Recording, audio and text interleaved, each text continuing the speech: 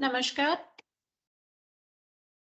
In the year 2022, Chandigarh Judicial Academy published a refresher training manual in execution matters for staff in the district courts of Punjab, Haryana, and UT Chandigarh.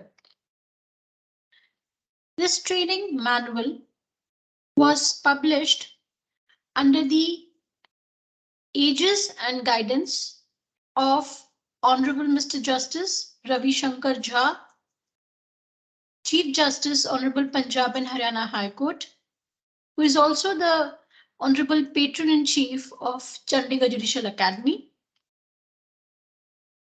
Honorable Mr. Justice Fatehdeep Singh, former Judge, Punjab and Haryana High Court, and as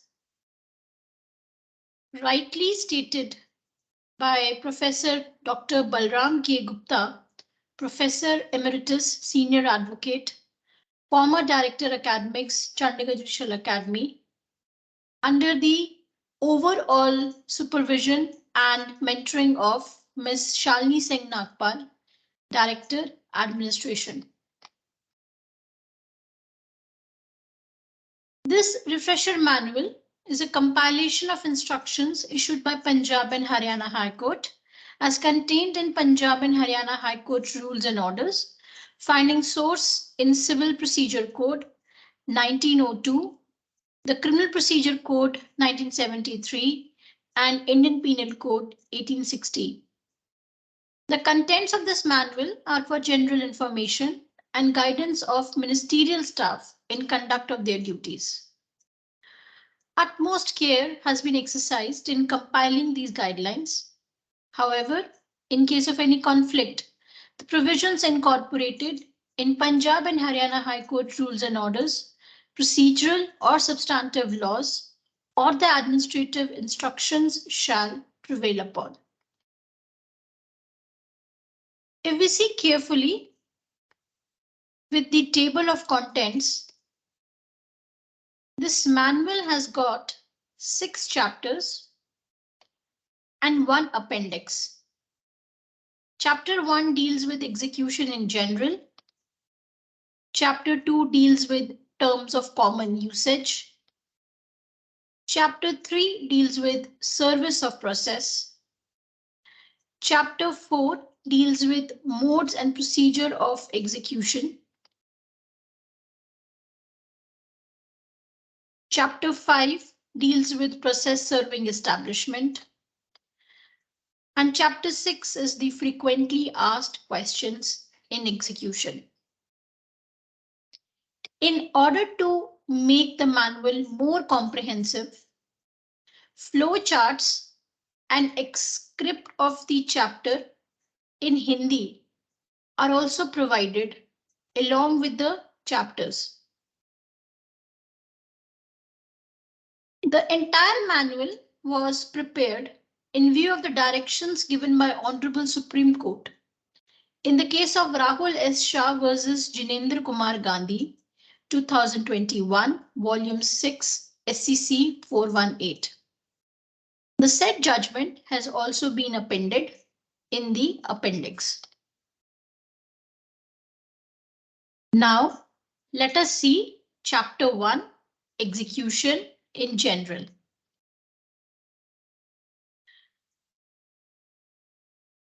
(1.1) Introduction.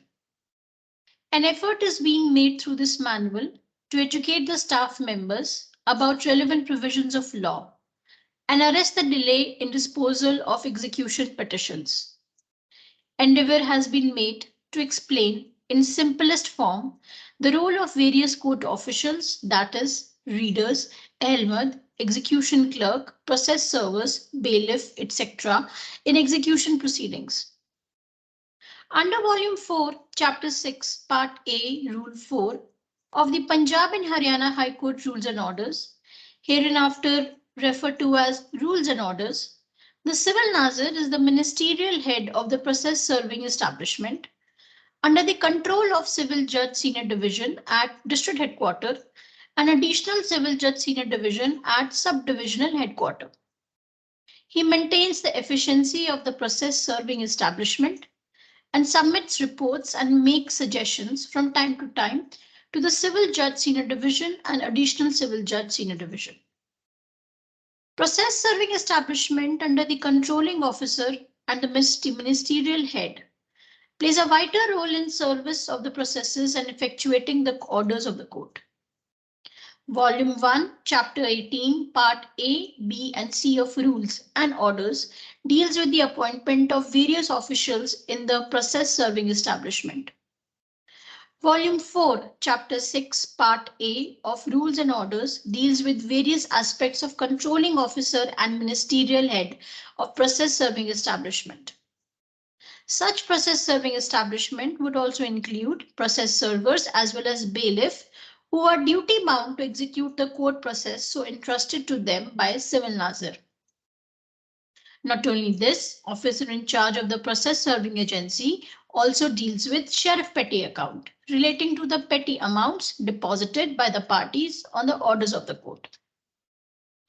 A civil litigation consists of 3 stages: initiation, adjudication, and implementation.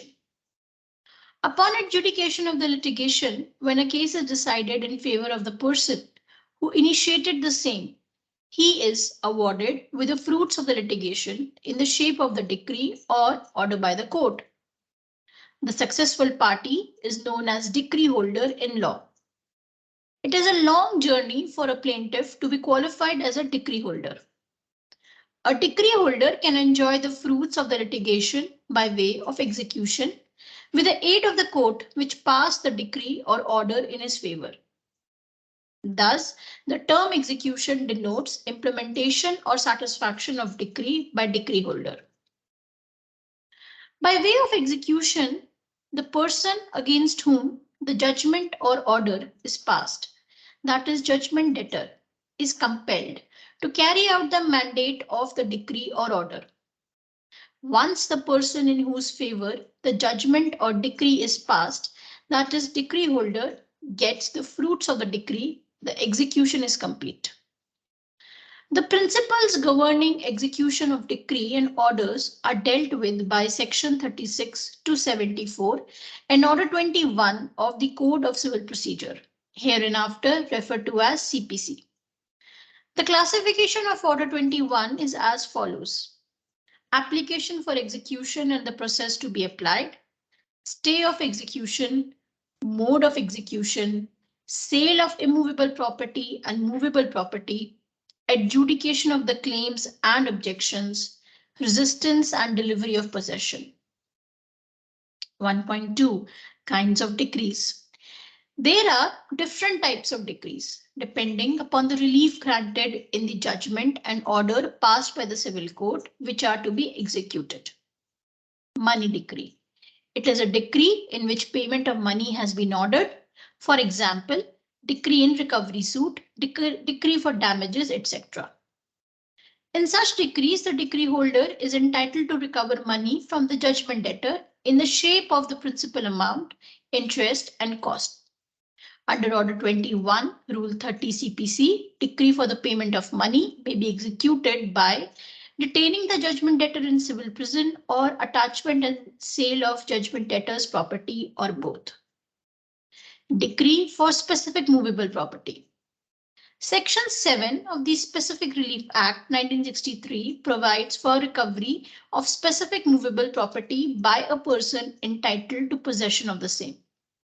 Under Order 21, Rule 31 CPC, decree for specific movable property may be executed by seizure, if practicable, of the movable property or share, and by delivery thereof to the decree holder or his agent, or by detaining the judgment debtor in civil prison, or by attachment of judgment debtor's property, or both, or sale of attached property of judgment debtor if it does not obey the decree after 3 months.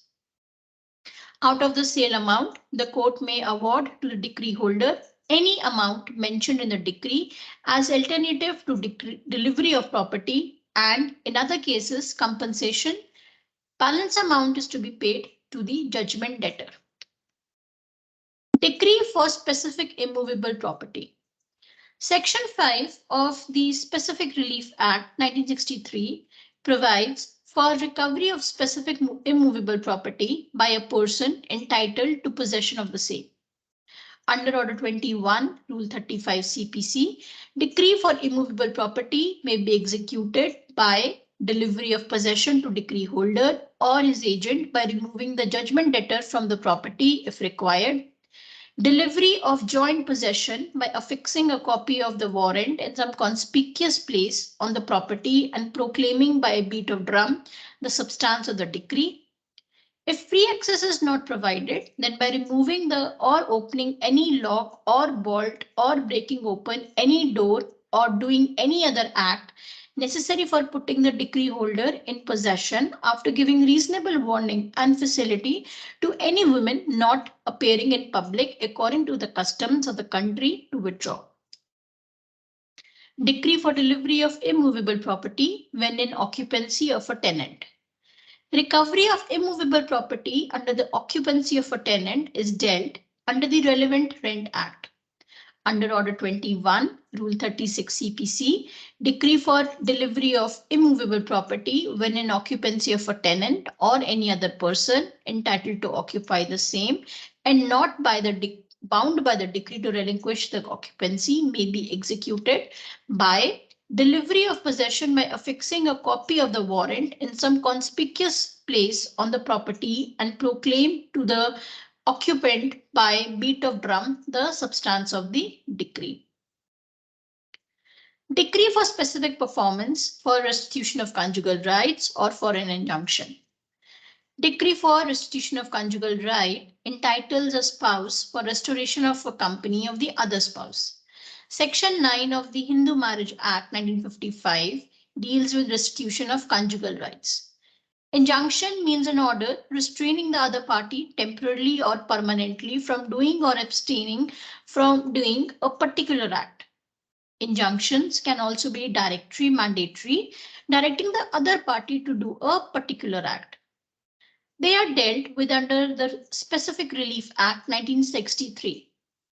Under Order 21, Rule 32 CPC, decree for specific performance or restitution of conjugal rights may be executed by attachment of judgment debtor's property. Under Order 21, Rule 33 CPC, decree for restitution of conjugal rights may be executed by the court by directing the judgment debtor to make periodical payments to the decree holder as ordered by the court, securing such periodical payments. Under Order 21, Rule 32 CPC, decree for an injunction and decree for specific performance may be executed by detaining the judgment debtor in civil prison or attachment of judgment debtor's property or both. Where any attachment in decree for injunction or specific performance has been in force for 6 months and the judgment debtor does not obey the decree, the property may be sold and court can award compensation as deemed fit to the decree holder out of the sale amount and pay balance, if any, to the judgment debtor, or directing the required act to be done by the decree holder or some other person appointed by the court at the cost of the judgment debtor. Decree for execution of documents or endorsement of negotiable instrument. Execution of a document or endorsement of negotiable instrument are dealt with under the Specific Relief Act 1963. Under Order 21, Rule 34 CPC, decree for execution of document or endorsement of negotiable instrument may be executed by decree holder may prepare a draft of the document or endorsement in accordance with the terms of the decree and deliver the same to the court. The court will cause the draft to be served on the judgment debtor together with a notice requiring his objections, if any, to be made within the time fixed by the court. The court shall pass order approving or altering the draft after receiving the written objections. Decree holder will deliver to the court a copy of the draft with such alterations, if any, as the court may have directed upon the proper stamp paper if required by the law. Court shall appoint officer or itself the document execute the document or the endorsement of a negotiable instrument. Registration of the document as per law if required by court or officer appointed by the court. Once the decree holder in whose favor the decree or order is passed files an application for the execution of the same before the executing court, the process serving establishment plays an important role in executing the processes for procuring service of the judgment debtor and in the implementation of various orders passed by the court. 1.3. Which court to execute decree? As per section 38 CPC, a decree may be executed either by the court which passed it or by the court to which it is sent for execution. As per the Limitation Act 1963, the period of limitation for filing execution petition is 12 years from the date of decree. 1.4. Transfer of decree. As the court which passed the decree is not authorized to execute the decree against any person or property outside local limits of its jurisdiction, it may either on the application of the decree holder or suo motu send it for execution to another court of competent jurisdiction as laid down under section 39 CPC. While transferring the decree for execution, the court shall send all relevant documents, that is, copy of the decree, certificate of non-satisfaction of decree, copy of order for execution of the decree, etc. The court to which the execution is transferred shall have the same powers as if it had been passed by itself. All persons disobeying or obstructing the execution of the decree shall be punishable by such court in the same manner as if it had passed the decree. The order of the court executing the decree shall be subject to the same rules in respect of appeal as if the decree had been passed by itself. 1.5. Determination of questions. All questions which arise between the parties to a suit in which decree is passed relating to execution, discharge, or satisfaction of the decree have to be determined by the executing court, and separate suit relating to such question is barred. So this is all about chapter 1, which deals with execution in general. In the next video, we shall look into the terms of common usage as given under chapter 2. Till then, namaskar.